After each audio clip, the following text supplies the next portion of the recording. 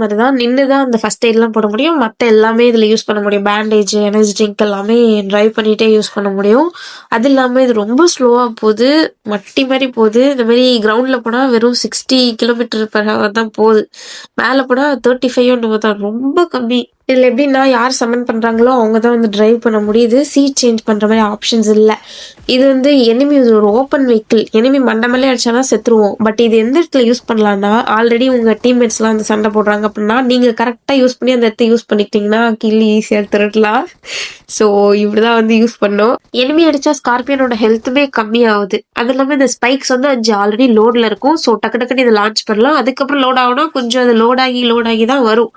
So இது வந்து மாட்டிப்போம் டக்குன்னு. ஸோ கூட உங்க டீம்மேட்ஸ் தான் ஈஸியா அடிக்கலாம். இல்ல நீங்க இந்த மாதிரி எனிமி பக்கத்துல இருக்கீங்கன்னா அந்த ஸ்விங் ஸ்ட்ரோக் இருக்குல்ல, அது கொடுத்து அடிச்சோம்னா எனிமி வந்து பறப்பான், கொஞ்சம் தூரத்துக்கு லைட்டா பறந்து போவான். இல்லை எமர்ஜ் இந்த பரோ கொடுத்து டக்குன்னு மண்ணுக்குள்ள போயிட்டு அதுக்கப்புறம் வெளியே வந்து இந்த மாதிரி மாத்தி மாத்தி குழப்பி எனிமி அடிச்சிடலாம்.